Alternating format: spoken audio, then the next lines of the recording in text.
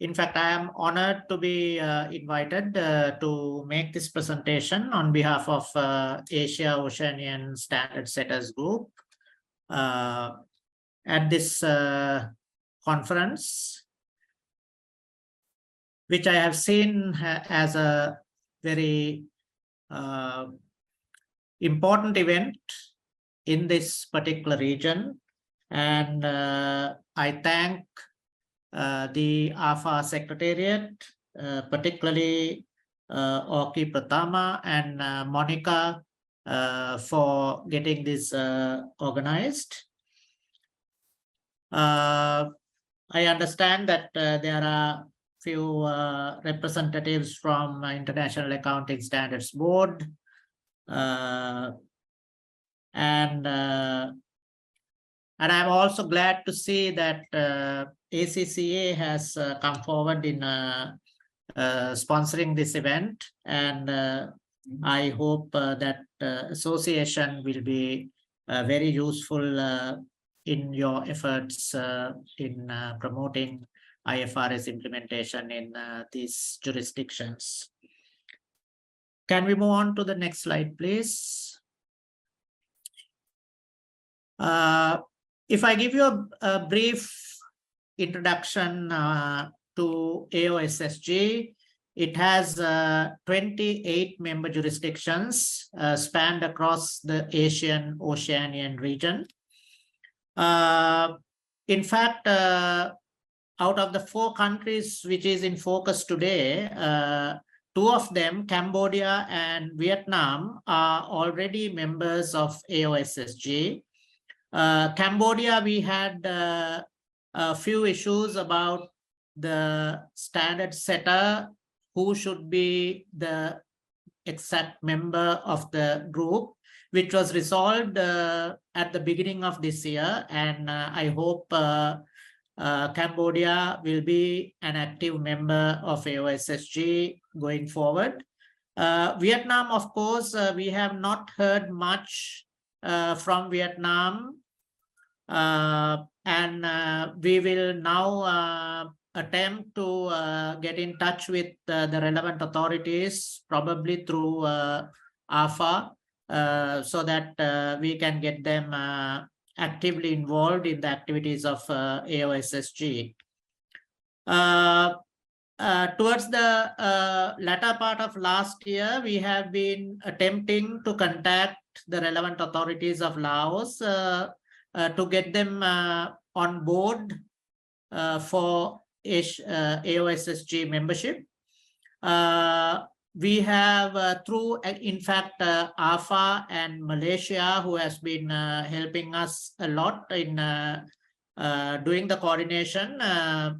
We have tried to communicate with the relevant authorities, but unfortunately, still we have not been able to get them on board effectively. Certain formalities need to be concluded.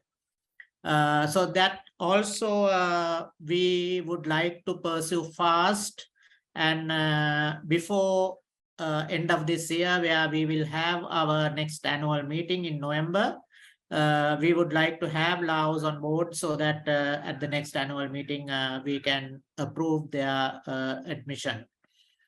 Myanmar, of course, we have been not having much conversation. I think it is mainly due to the fact that we have not been able to identify a particular institution in respect of accounting standard setting. So there again, we would like if AFA could assist us, so that we can get Myanmar also on board AOSSG, so that all these jurisdictions could be assisted by AOSSG, the resources that we have, where at least 50% of AOSSG members have substantially adopted IFRS, very effectively in their respective jurisdictions.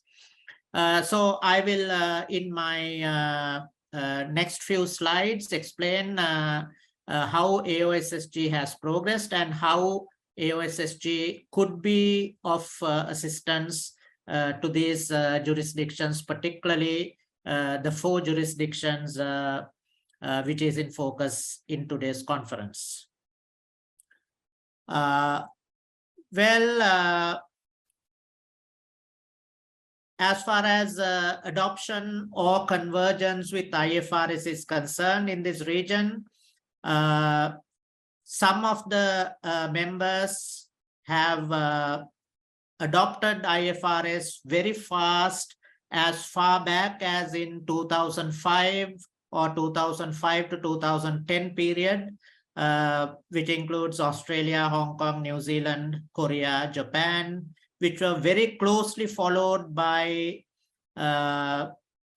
jurisdictions such as Malaysia, Sri Lanka, China, India, Singapore, and Pakistan, who converged with IFRS in the period 2005 to 2010 or 2011, during that period, and followed by Saudi, Macau, Maldives, Nepal, Bangladesh, who have adopted IFRS, and some other jurisdictions such as Indonesia and Thailand are very closely following up, and according to the information that we have received from them, they would be fully complied with IFRS by 2024.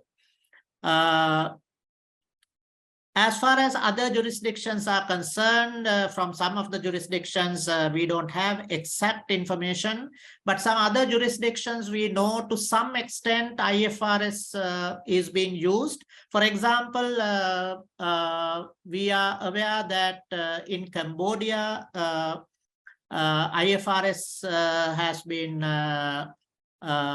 adopted for certain enterprises, certain companies, including banks.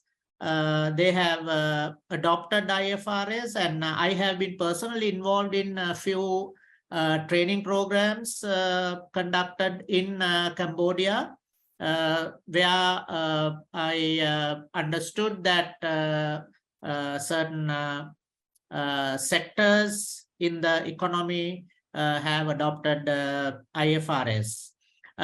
Probably the issue may be the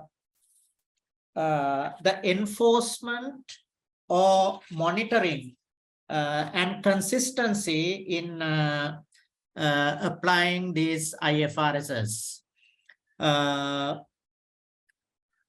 So I must say that even these jurisdictions in AOSSG region who have applied either through adoption or through convergence, IFRSs, it has not been a very smooth ride as far as the process is concerned.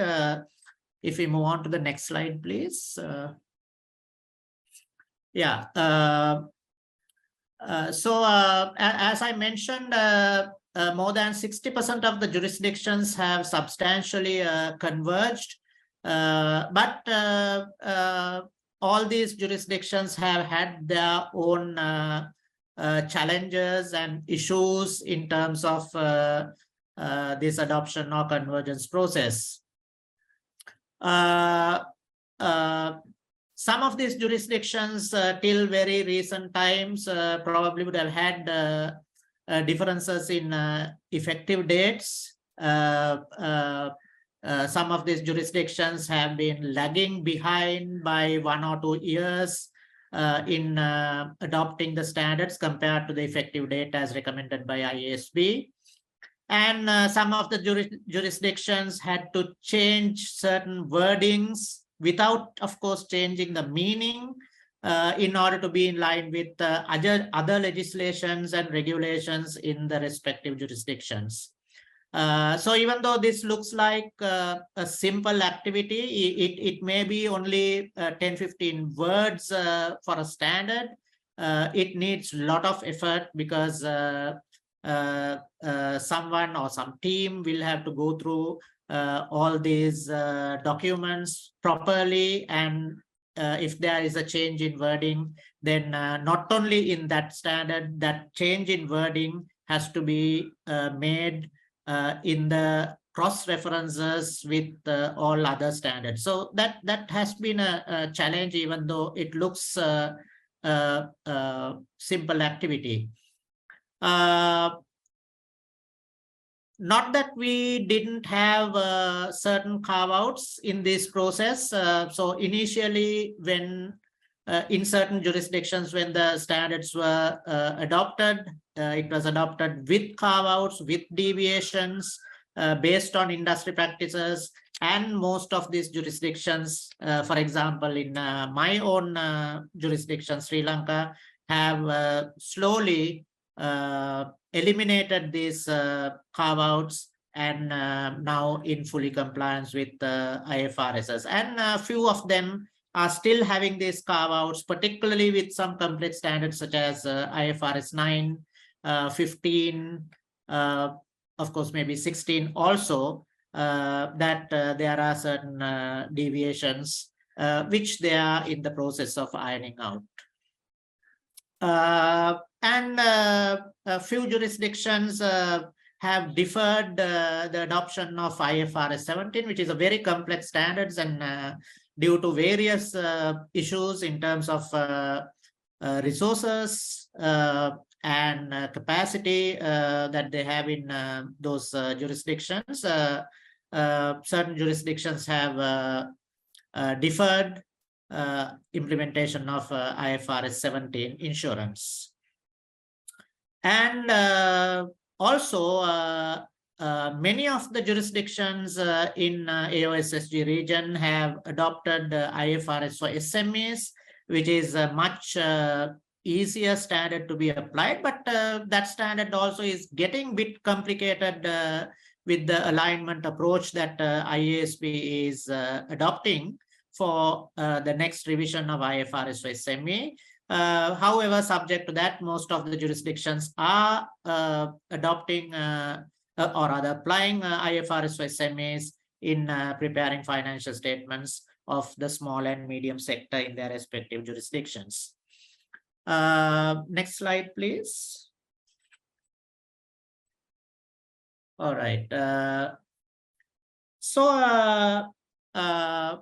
What we find in many jurisdictions is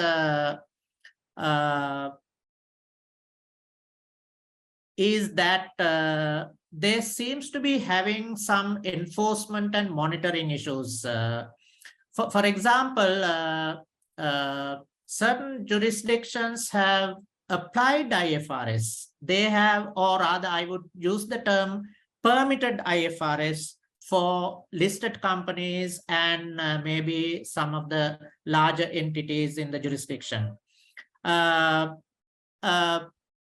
Entities such as listed companies through their respective stock exchanges probably are required mandatorily to apply IFRS in preparation of financial statements.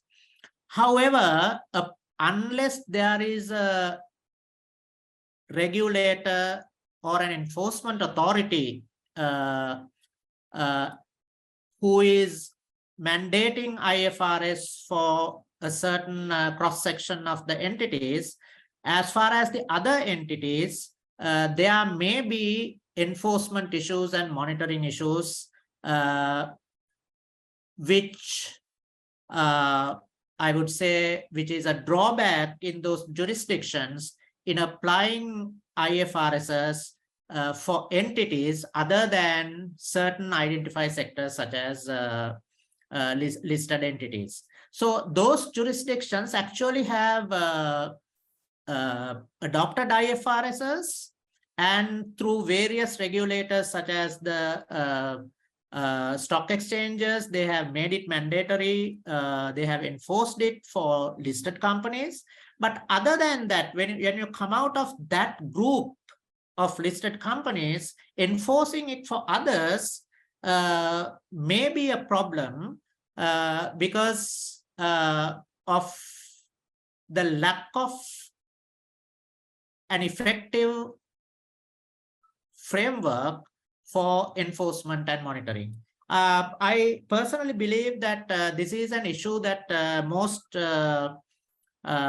jurisdictions are facing, including Sri Lanka, where these aspects are somewhat drawing back the implementation of IFRSs. Otherwise, many other jurisdictions also may have applied, may have adopted or recommended IFRSs to be applied in preparation of financial statements. So this may be due to lack of IFRS expertise in those jurisdictions, and the entities may be not large enough or small so that they cannot afford the required resources to apply IFRSs. And also it may be due to a weak regulatory framework that, as I have explained, and also a lack of engagement of the preparing community in the standard setting process. Because in some of the jurisdictions, probably there is a regulation or a legislation which says, okay, we would adopt all IFRSs issued by International Accounting Standards Board as it is in our jurisdiction. So that has been set up as a requirement, but that process does not engage the preparing community and the other stakeholders to a greater extent. So therefore, as a result, these stakeholders are not self-motivated to apply IFRSs. So sometimes these jurisdictions, therefore, need support in establishment of strong regulatory frameworks and institutional arrangements with adequate resources, which has been an impediment. And also, you will understand that IFRSs may not be applicable for all entities of all sizes. So therefore, these jurisdictions may have to identify which entities should apply full IFRSs and what entities should apply IFRS for SMEs, and so on and so forth. And for this purpose, based on this, you need to have a strong program for capacity building and infrastructure development. Next slide, please. So in this context, there may be a lot of implementation challenges, which I would discuss based on the Sri Lankan experience, what we had, which I believe is common in certain aspects in most other jurisdictions who are in their process of adopting IFRSs. One major issue that we had was segmentation of entities. And as I said earlier, we cannot apply IFRSs for all entities. So therefore, in Sri Lanka, we segmented the entities. We had one tier called specified business enterprises, which included listed companies and certain regulated entities, plus certain large entities based on a particular criteria. And we said that that tier will have to mandatorily apply IFRSs in preparation of the financial statements. But then for the next year, we said, okay, you can apply IFRS for SMEs.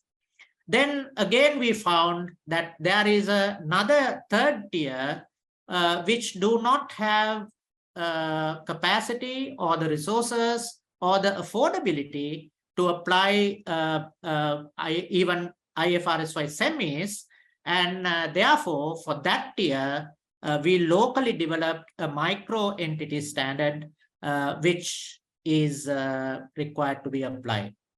But however, as far as this micro entity standard is concerned, the enforcement authority is not very well structured. So therefore, it is only based on, for example, when the tax authority says that we need a set of accounts for tax purposes, which is prepared under a approved framework by the standard setter. So then they go and prepare these accounts based on the micro entity standards. Otherwise, unless there is a requirement like that from a regulator or any other institution like, say, banks, for example, in lending, there is no self-motivation for the entities to apply these standards. So there is an enforcement gap which needs to be addressed in applying standards. Then in Sri Lanka, at the very beginning, when we adopted IFRS far back in 2005 to 2010 period, we had certain carve-outs. So we took a policy decision that we were going to adopt IFRS without tinkering the wordings or anything in those IFRS. So we adopted them as it is, but at the same time, we introduced certain carve-outs in terms of statement of alternative treatment. So we locally introduced certain alternative treatments where certain aspects of the standards were considered very complicated, or where we had practical issues in applying those sections of the standards. But by now, after about 7 to 8 years, we completely ironed out all those carve-outs, and we don't have alternative treatments now. Similarly, we had to provide certain implementation guidance that is interpreting certain sections of the standards, and based on the resource availability and the data availability in the country, we had to introduce certain guidelines called statements of recommended practices, and to say, okay, this is how this particular section of the standard should be applied under the circumstances. So that is how we started, and by now, we don't have those sorts and sops, but we are now smoothly going ahead with IFRS. Then we had the challenge of educating the preparers and educating other stakeholders, providing knowledge support.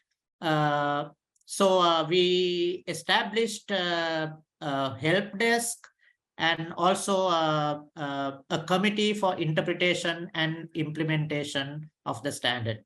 So in this respect, we had the support of International Accounting Standards Board, particularly in adopting and introducing IFRS for SMEs. We got some resource personnel, and also we had the support of Institute of Chartered Accountants in England and Wales, and that support was very useful in building capacity. In applying some of the standards such as IFRS 9, the entities did not have sufficient data at the beginning. So that is where we had to step in and issue statements of recommended practices, and we guided them to build up required databases over a period of about 5 years. And now those are running very smoothly. And as I said earlier, for SMEs and micro entities, we recommended IFRS for SMEs or the local standard for micro entities. Next slide, please. Yeah. So even though I have said all this in respect of Sri Lanka, I think many jurisdictions in this region went through, have gone through this same process, same challenges, and possess a lot of experience, particularly those jurisdictions who applied IFRSs at the very beginning in the 2005 to 2010 era. And they have a minimum of about 10 years experience with IFRS applications. So as a result, AOSSG is in a very strong position to support not only these four focused jurisdictions in today's program, but even any other entity, particularly within the Asian Oceanian region, and but if there is any other request, even from a jurisdiction outside the region, we can still consider that. We can provide support in setting up the institutional framework if you consider that it has to be strengthened. That is in respect of standard setting, enforcement, and monitoring. Because even though most of these jurisdictions are simply adopting the IFRS standards issued by International Accounting Standards Board, I personally believe, and as an association, we believe that we need to make sure that we have proper in-depth stakeholder engagement, without which this may not be very successful. In terms of capacity building, we can always help with programs of training the trainers, development of educational materials. Already so much of development, so much of educational material is available, which has been developed by the International Accounting Standards Board, but some of them may have to be localized, tailored to the requirements of each jurisdiction, and also in terms of enforcement methodologies. How you could enforce these standards to be followed by the entities. Technical collaboration we could provide. For example, when Sri Lanka had implemented IFRSs, I said that we established a help desk, and we had very close connection, which is still continuing with the International Accounting Standards Board, and we are working very closely with the technical staff of International Accounting Standards Board. Whenever we have an implementation issue, we get their support and guidance. And there are few success stories. Nepal and Maldives can be considered as two successful case studies as far as IFRS implementation and implementation is concerned. Nepal was well assisted by AOSSG. Particularly, they were assisted by Hong Kong in capacity building, Australia. And now Nepal have set up their accounting standards board, and they are functioning independently. So that is a very good success story that AOSSG has.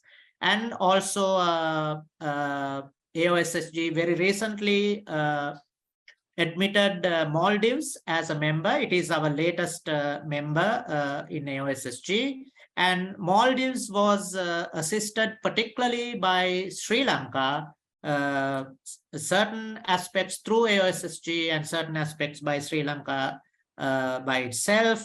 And they were assisted in terms of setting up their own institution of Chartered Accountants of Maldives, then their accountings in establishing their accounting standards board. And still we are hand-holding Maldives, and but now they are functioning fairly independently and it is another success story we have. We are working very closely with Bhutan. Bhutan is not a member of AOSSG for the simple reason that Bhutan does not still have a standard setting body.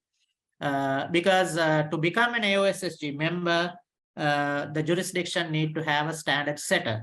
But particularly Sri Lanka and even India is working closely with Bhutan in certain capacity building programs and assisting them in setting up these standard setting activities. So likewise, Cambodia, Vietnam, Laos, and Myanmar also can look forward for this support, and AOSSG can provide this support to them.